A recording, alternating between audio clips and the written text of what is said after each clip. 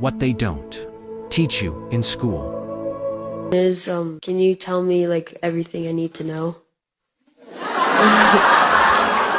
Yes, I can. And I've already actually said it.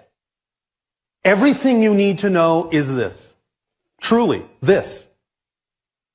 Whatever options are available to you at any given moment, choose the one that contains more excitement than any other, even if it's just a little bit more. Act on it to the best of your ability, taking it as far as you can until you can take it no further. Do this with integrity.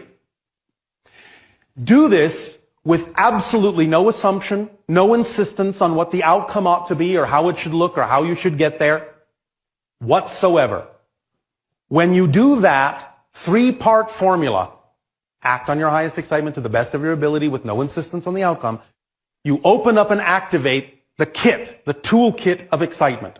The toolkit contains everything you need to be supported in life in whatever form it needs to come in, the driving engine that moves you through life, the organizing principle of synchronicity that allows you to do what you need to do when you need to do it in perfect timing, in perfect order. It becomes the path of least resistance that allows you to flow through your life effortlessly. It becomes the path that connects you to all other expressions of your excitement, even if they don't look like they're connected on the surface. It's the excitement that tells you that they are. And it becomes the reflective mirror that reveals to you anything within your consciousness that might be out of alignment with that excitement, so that you can identify those definitions that don't work for you and let them go and add their energy to your excitement and continue to expand. And then any circumstance whatsoever, any situation whatsoever that arises from those actions, no matter how it looks, if you give it a positive meaning, you will only get a positive and beneficial effect, regardless of how the situation may have originated, regardless of anyone else's opinion or experience in that situation. That's it. That's all you need to know. Now, many people on your planet choose to complicate things beyond that and make them more difficult, but they don't have to.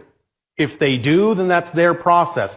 But it all comes down to understanding that what you believe to be true, what you define to be true, is how you experience your reality. And that your beliefs generate your feelings, your thoughts, and your behaviors.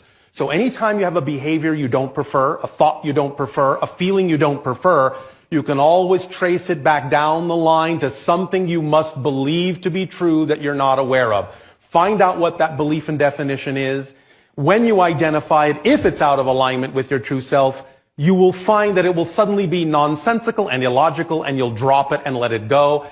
If you don't drop it, if you still behave the same way, you haven't found the deeper belief yet. Keep digging.